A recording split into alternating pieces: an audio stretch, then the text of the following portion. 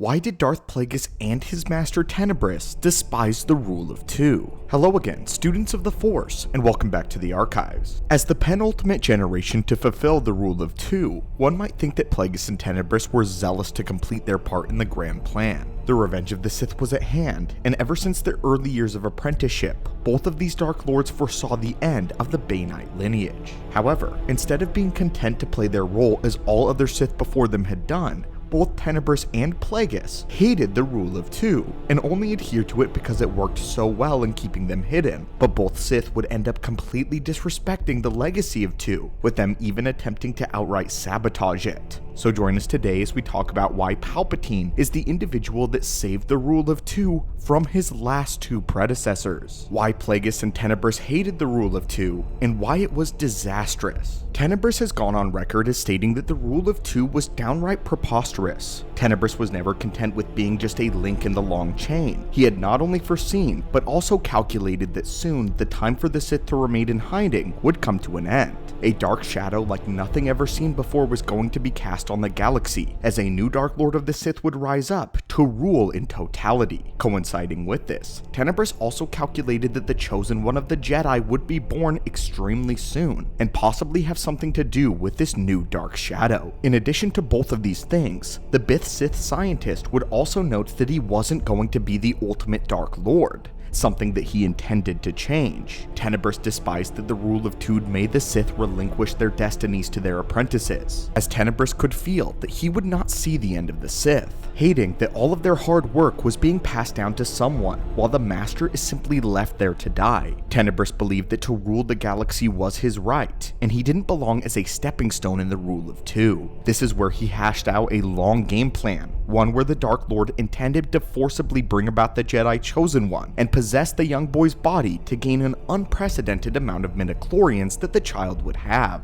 This would undoubtedly make Tenebrous the most powerful and brilliant Sith that had ever lived, and he would get to rule the galaxy, doing away with the rule of two and establishing his own rule of one, becoming the ultimate Sith being. This selfish plan would begin by manipulating an apprentice of his own. Tenebrous had already calculated what it would require to influence the midichlorians to create a forceful being. However, he not only didn't have the talent and the Force to do this, but he also didn't have the time. He still had to manage his public persona and his network of contacts as the Dark Lord, which was a full-time job. And that's without including all the time he needed to spend on perfecting the method by which he would use to survive his own death and take over the body of the Chosen One. Because of this, Tenebrous genetically engineered his own apprentice, Darth Plagueis, doing so with two moons that he knew personally.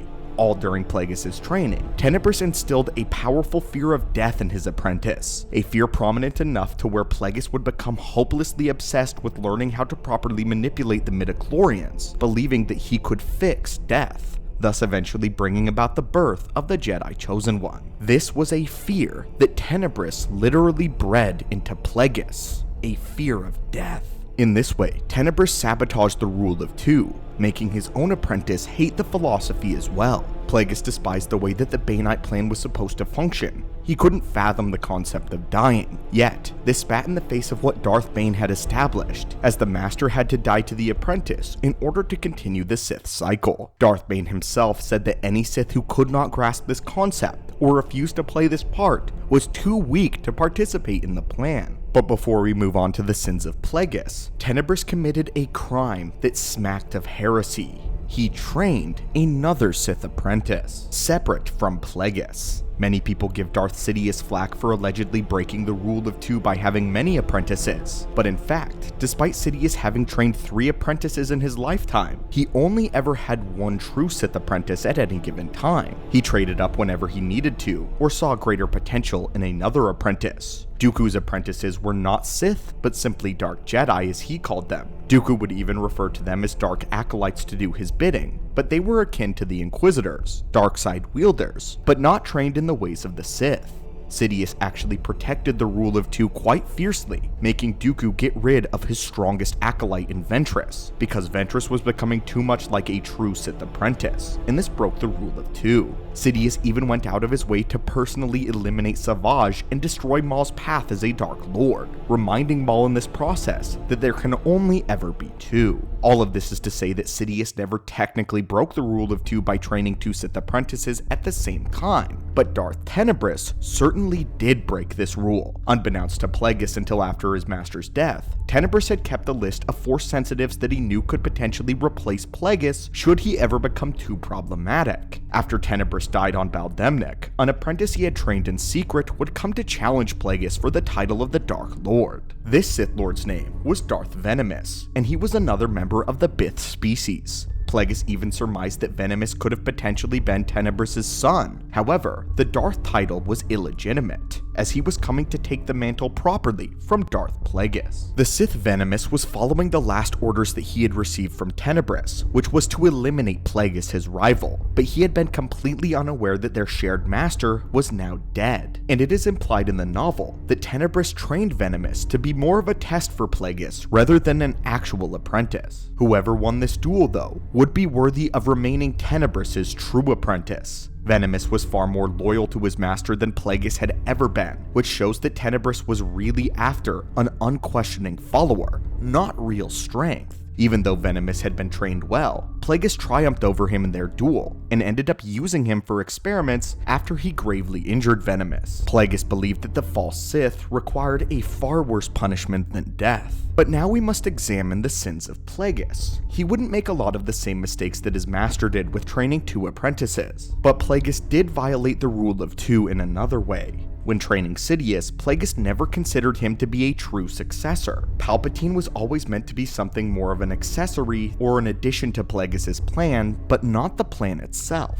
Plagueis would remain shut off in his laboratory, working on perfecting immortality, while Palpatine went out into the public and became the charming senator face that everyone adored. Plagueis, under his own alter ego of Higo Damask, would make an occasional public appearance as a friend of Palpatine. Their plan was for Palpatine to get elected as the Supreme Chancellor. Then he would hand-elect Higo Damask to be his co-chancellor, so the two Sith would rule the Republic together until such a time would come when they could figure out how to destroy the Jedi. That entire part of the plan was kind of an afterthought to Plagueis though, as he didn't consider the Jedi to be a problem or even a real threat. Only Qui-Gon was, since he thought differently than any other Jedi did. Plagueis' focus though was tunnel-visioned on his achievement of immortality, not the threat of the Jedi. But Palpatine always knew his true enemy, even if his masters had forgotten it. By using his apprentice in this way, Plagueis made the same mistake his master would, by not only underestimating his apprentice, but making him do all the work, but also gain all the benefits. If Plagueis really adhered to his studies of the old Sith, he would realize that this was a fatal flaw. But unfortunately, Plagueis' opinion on the old Sith was middling at best. Plagueis was quoted both in this story and his research notes as disrespecting the Sith that had come before him. He referred to their ceremonial armors, cloaks, and masks as dress-up pieces, and believed that most old Sith were ignorant and superstitious for not exploring the science behind the dark side. To Plagueis, the ancient Sith were bumbling heretics, fools playing with a power that they could not comprehend, let alone master. Plagueis held such a contempt for the ancient Sith Lords that none of the spirits of Korriban so much as ever appeared to him.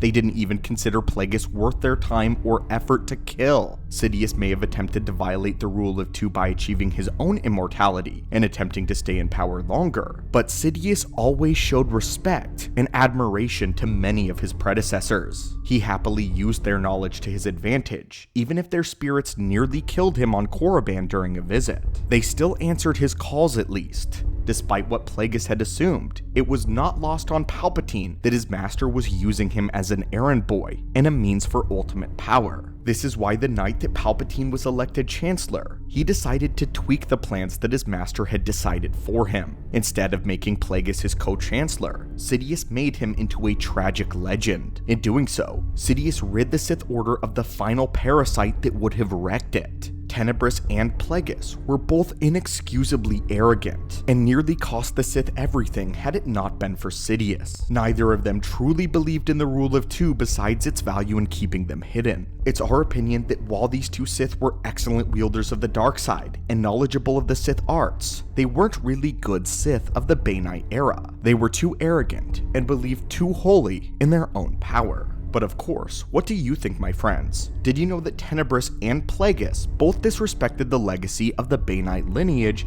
and Bane himself? And had it not been for Sidious, the Sith Grand Plan would have never occurred. Please let us know your thoughts on this down below. And of the two, Plagueis and Tenebrous, which one do you believe was more powerful? Thank you, my friends, for joining us today as we opened up a Sith holocron of the Bainite lineage, and may the Force be with you always.